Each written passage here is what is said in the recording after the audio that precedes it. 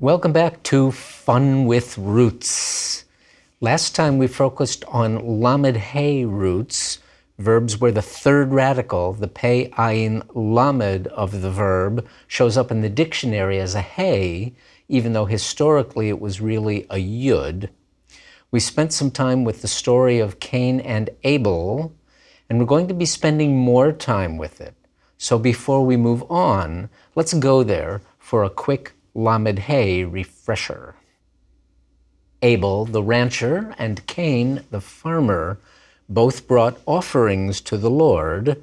And what happened? Genesis 4, verse 4, Vayisha Adonai el hevel ve'el minchato. It's obvious that Vayisha is the verb, even though only two root consonants are visible. But the Lord did something, Vayisha Adonai, el hevel, to Abel, ve'el minchato, and to his. What's that noun going to look like when we find it in the dictionary? His mincha.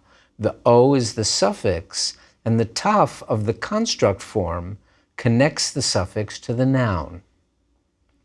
If that was all obvious to you without me explaining it, beautiful. It means you're really getting assimilated to the feel of Hebrew. And what's a mincha? It's a gift, or in the case of giving it to God, an offering. Now, what about that verb? I told you last time that lamed hey verbs in the converted imperfect are apocopated.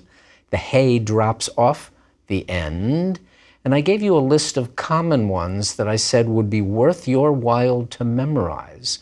There are two verbs on that list that are going to help us now. First, vayiven. It's got the same rhythm as our verb vayisha, not the same vowels, but our verb ends with an ayin, so we know to ignore that ah vowel.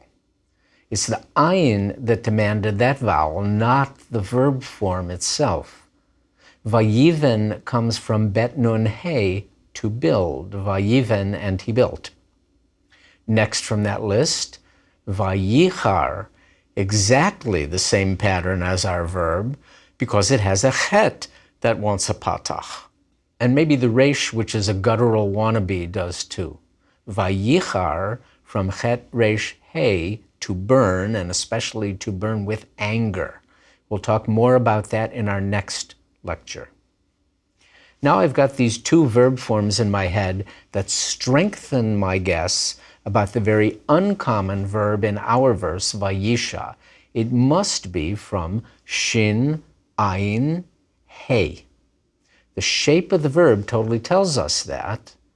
And you want to start building up a repertoire of verb forms that will help you when you encounter verbs you haven't seen before. Fortunately, the Bible's often very repetitive, which means that the beginning of verse 5 will absolutely confirm that we are correct.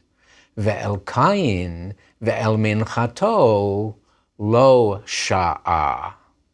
And to Cain and to his offering, the Lord did not, whatever this verb means.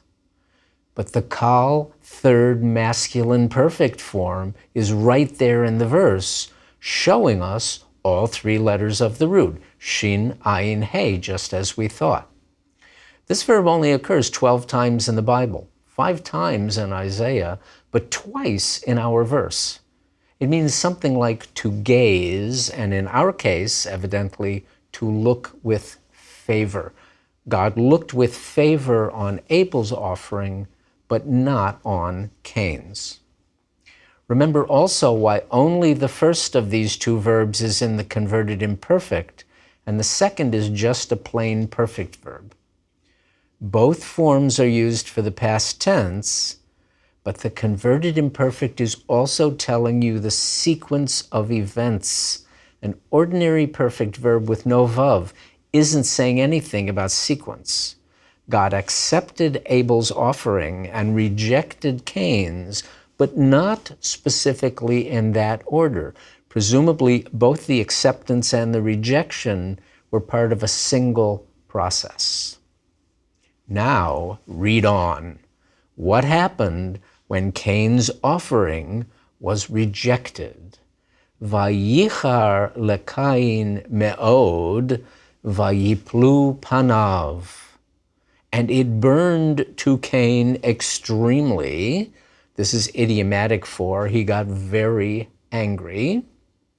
One of the most common ways to say that someone got angry is to say that it burned to him. As I said, we'll talk more about this next time. Vayiplu panav, and his face did something. Kal converted imperfect, third masculine plural, but that's okay because panav is a plural word in Hebrew. The yud of that av suffix reminds us, shows us explicitly that this is a plural word. It's not pano, but panav. So our subject and verb match, but what's the root of that verb? Right now, I can only see two consonants, except that first consonant, the pei, has a dagesh in it. Now, pei is a beged kefet letter, but there's a vowel right before it, vayiplu. So this is not a beged kefet dagesh. It's a dagesh chazak, a strong dagesh, a dagesh forte. In short, a dagesh that's telling us something. What? Let's do a little surgery on that double letter, vayifpelu. And vayifpelu has exactly the same pattern as vayishmeru. They kept, or vayichtavu, and they wrote. So the root must be pei, lamed. Not. Why not? Because there are no roots where the first two letters are the same. When you see a verb that tells you, my first two root letters are the same, don't be fooled.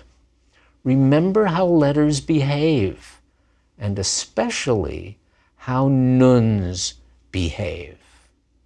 When the letter nun is immediately before another consonant, it regularly assimilates to that consonant, appearing in the word only as a dagesh in the other consonant. That means the overwhelming best bet, when you see a verb that looks as if its root starts with the same two consonants, is that the first root letter is really a nun. And our verb is nun pei lamed, nafal, to fall. Cain's face fell. Vayiplu panav. Again, the Bible's repetitiveness can assure us that we are correct. Verse 6, Vayomer Adonai el Cain, and what did he say? Lama chara lach. Why did it burn to you? Pausal form. Why did you get angry? Velama naflu fanecha. And why did your face fall? The third hey of hara and the first nun of nafal appear clearly in these forms where the verb is in the perfect. We were right. So let's talk about first nun verbs in general for a minute. When the verb is in the perfect, all the action takes place at the end of the verb, so nothing's going to disturb that nun. There's always going to be a vowel keeping it separate from the next consonant. Nafalti, even nifaltem, that nun will never disappear. Same thing with participles. Nofel, nofelet, noflim.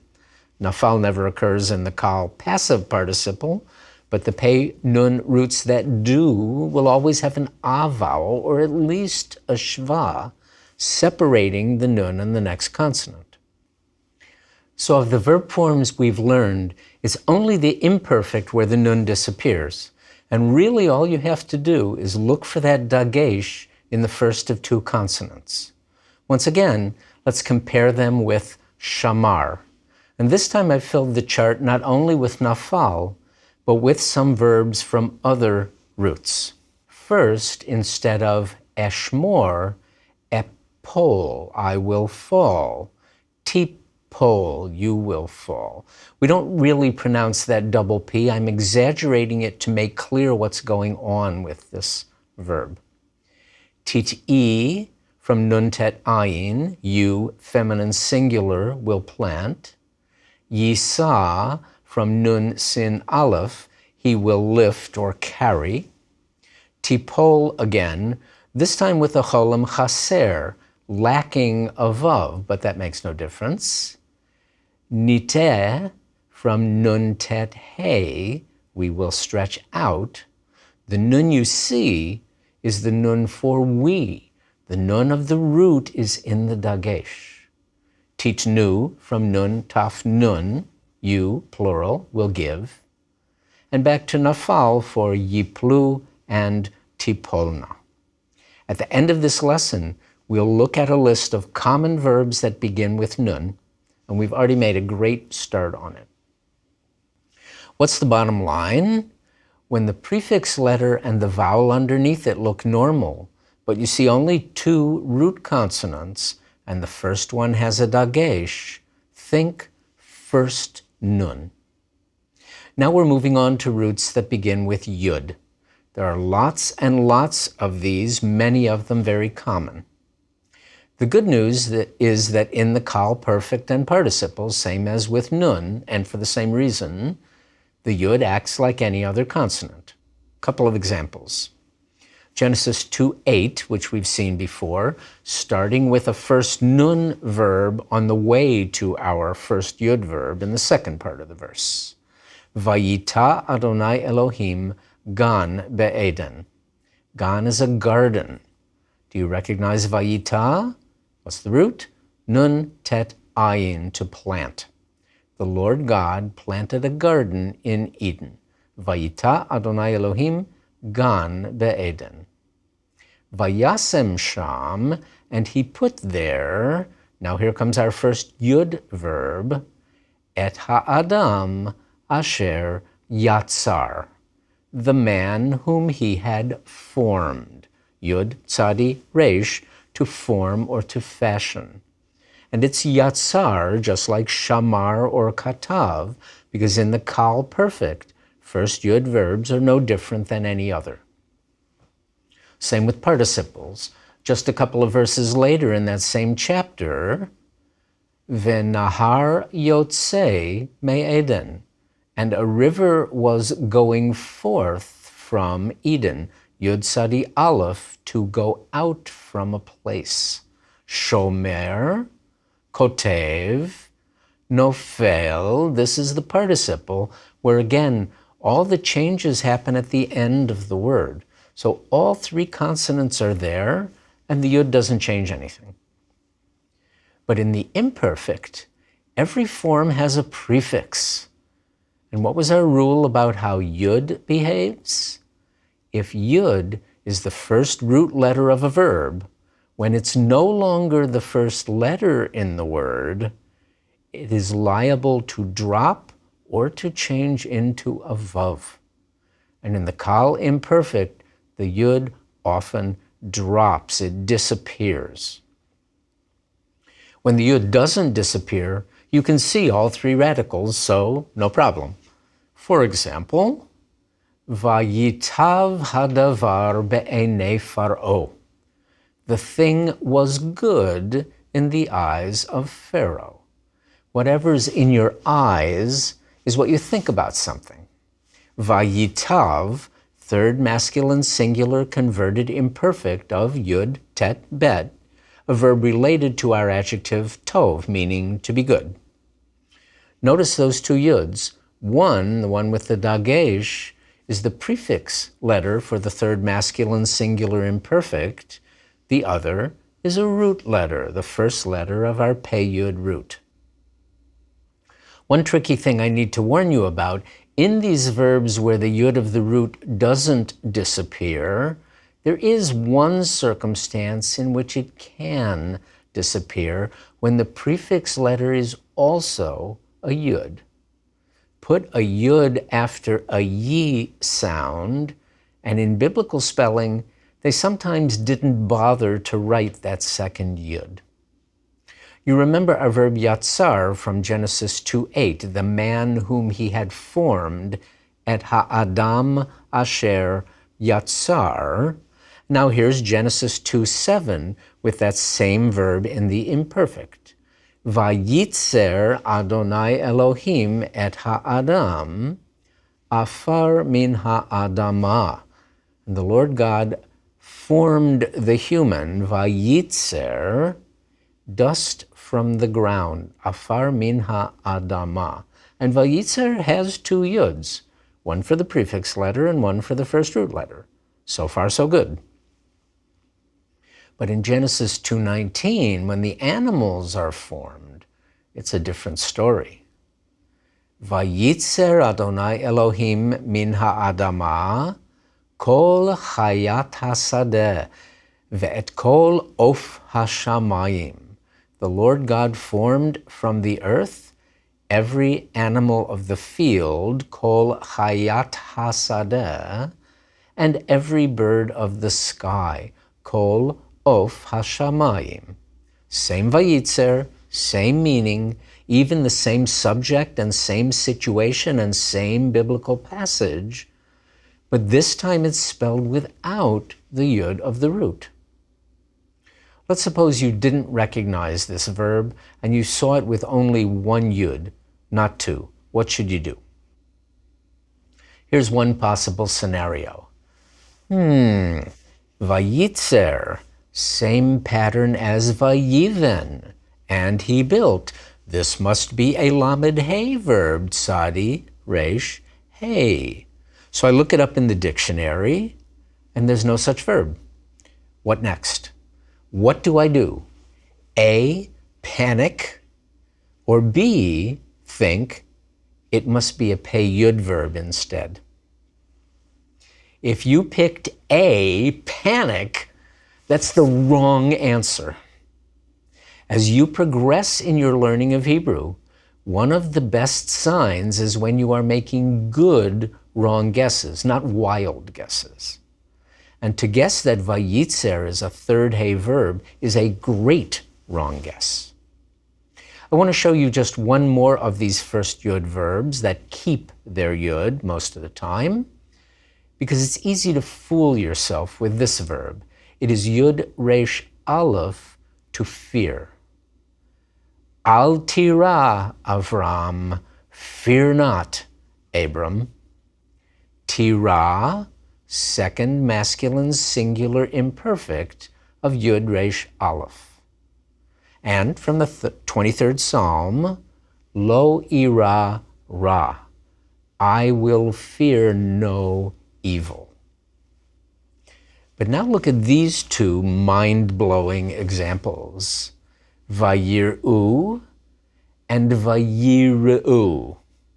The only difference between these words is that tiny little line under the yud of vayir'u.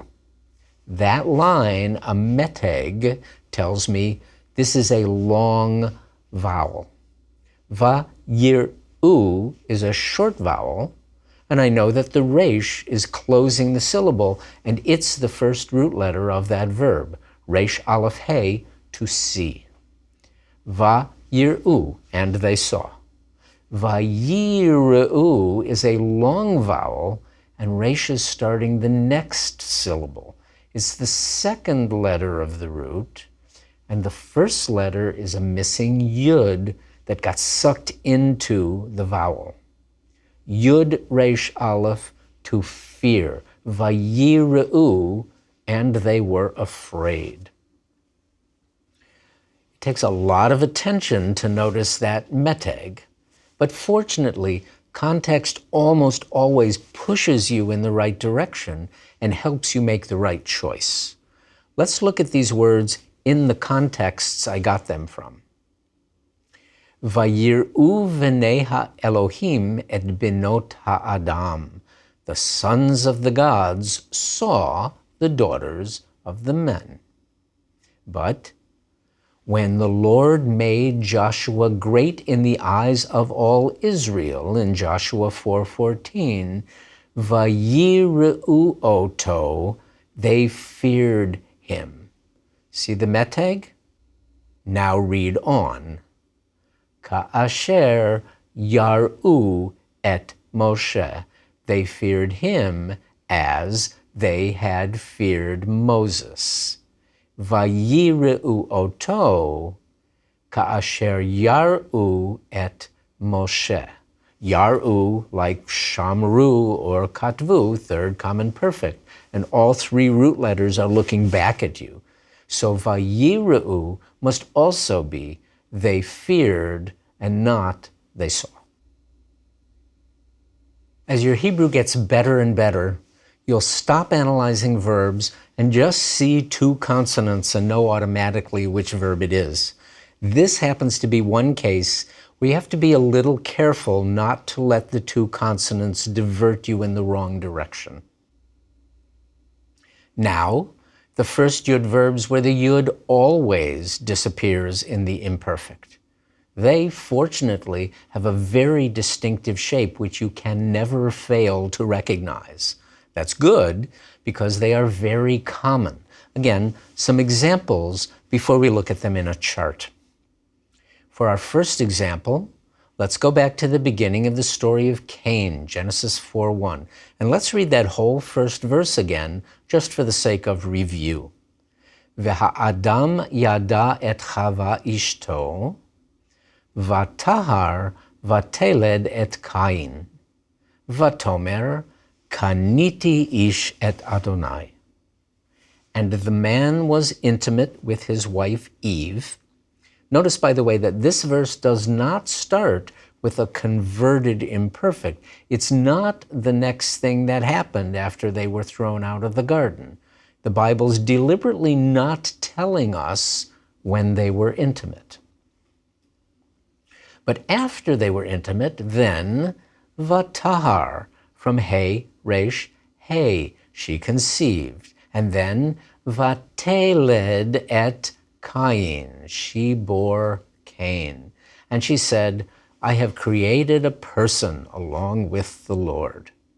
Take a good look at vateled, because that is the standard kal, converted imperfect, of a first yud root that drops the yud. Teled, the imperfect, she will give birth.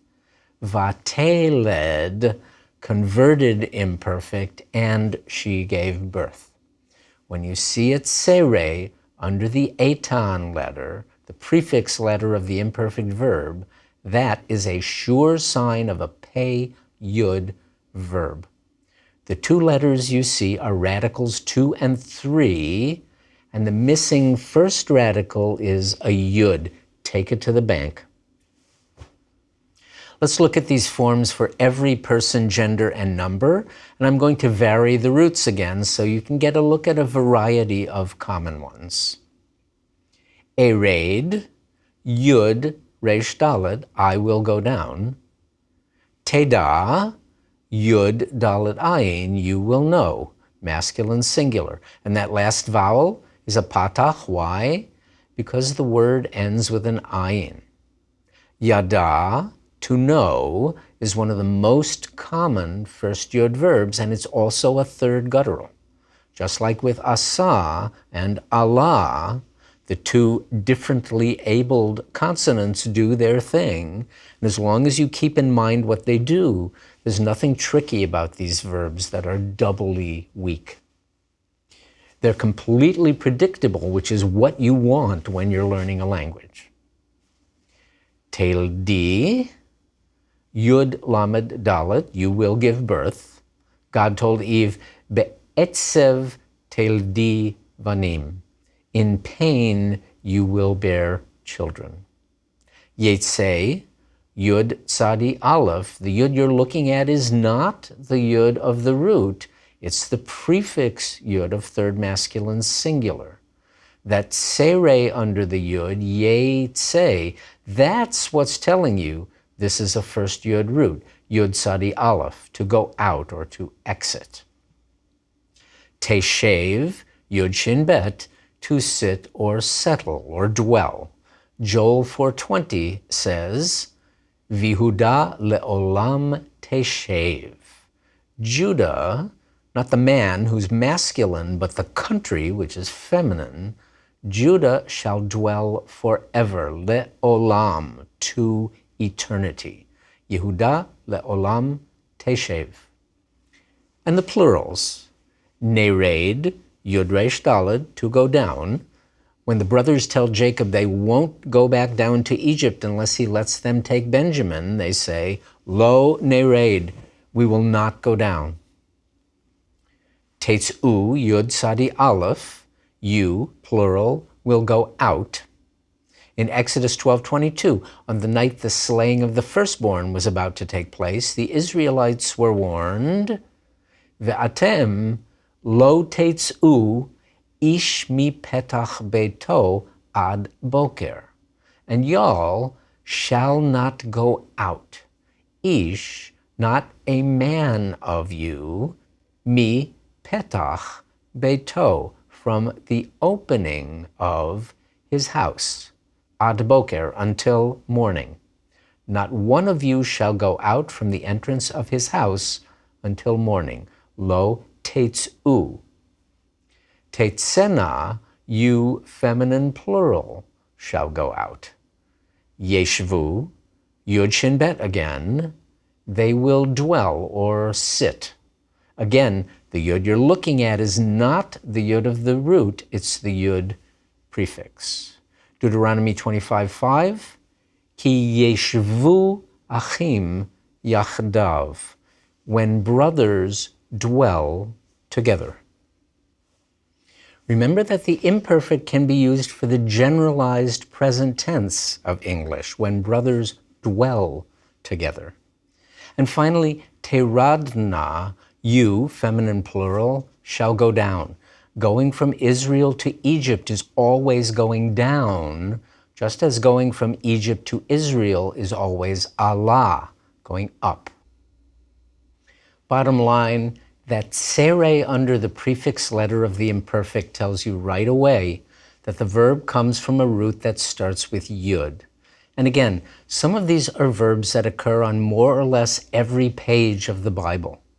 As we did before, here's a list of some of the most common first yud verbs of both kinds. Yada, to know. Yatav, to be good. Yalad, give birth. Yatsa, go out. Yarad, go down. Yareh, be afraid. Yarash, inherit or take possession. Yashav, sit, settle, or dwell. And now our list of common first nun verbs. Naga, touch or strike. Nagash, approach. Nata, stretch. Nasa, with samach and ayin, travel. Nafal, fall. Nasa, with sin and aleph, lift or carry.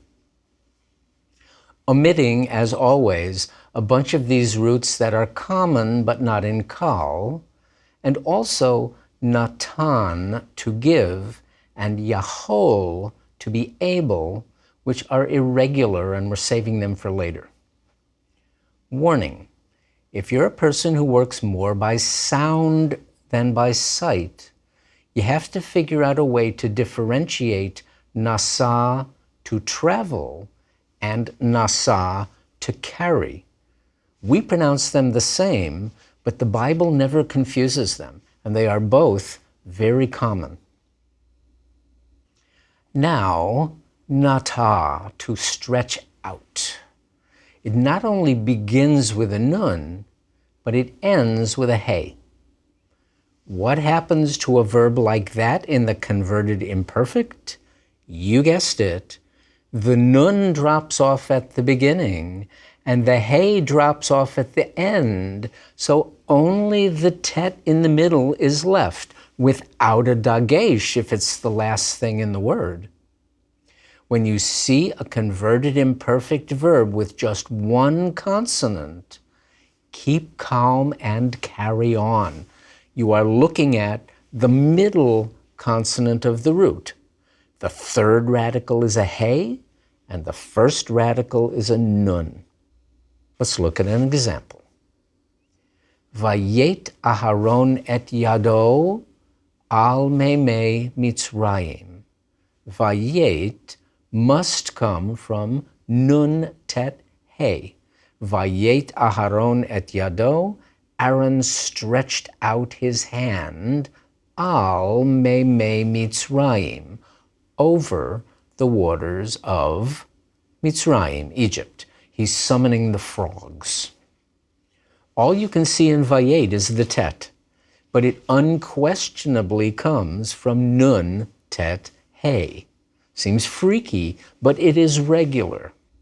And it's reasonably common, so start getting comfortable with it right now. I'm using this root in particular because, you may already realize, it occurs in Numbers 22. Twice in the third feminine singular converted imperfect. You know what to do, find them. And while you're there, see what other first nun and first yud verbs you can find. Not all the nuns and yuds have disappeared. We will have more verbs next time, but for now, let's take a break and look at a new attached preposition. It's a preposition that marches to the beat of a different drummer because it doesn't attach to the beginning of a word, but to the end of a word. Maybe we should call it a postposition. It's the syllable ah. No mapik in the hey, and more important, never any accent on this syllable. It means to, and it only attaches to a place you can go. Often it's a proper noun, a place name, but you'll also find it attached to common nouns that you can go to, like your house or a city. Here's an example from Genesis 12:10. Vayehi ra'av ba'aretz. Ra'av is a famine, and there was a famine in the land. This is the land of Canaan, where Abram has just gone, and now he's got to leave. Vayered Avram Mitzrayma. And Abram went down. Is that Vayered a first yod or a first nun verb? First yud, of course. The tsere under the prefix letter tells us that. And where did he go? Mitzrayma. He went to Mitzrayim, to Egypt. The unaccented ah at the end of the word is the English preposition to. Mitzrayim, Egypt. Mitzrayma, to Egypt. Here's an example from Joshua 6:20, when Joshua fought the Battle of Jericho. The whole Israelite people had the city surrounded, and the horns blew. What happened then? We sing, and the walls came tumbling down. But in the biblical version, there's just one wall, one choma. And here's what happened. Vatipol hachoma. And the wall fell. Vatipol from Nun Pei Lamed. And then, Vaya'al ha'am ha'ira. Vaya'al from Ayin Lamed Hey, but in the converted imperfect, the hey drops off. It's apocryphated. The people went up ha'ira. Ha'ir, the city, ha'ira, to the city. The people went up to the city. The ah suffix that's getting you to a place never has the accent. Because it works like a preposition, you can even put it on a word that's in construct. Look here. Eretz Canaan, the land of Canaan. Be Eretz Canaan, in the land of Canaan. Artsa Canaan, to the land of Canaan. And of course, you can just have Artsa by itself. Vayipol Artsa, and he fell to the ground. There's one example of this directional hey in Numbers 22. Can you find it? If you have trouble, look in an English translation and see whether you can figure out where it must be. Happy hunting. See you next time.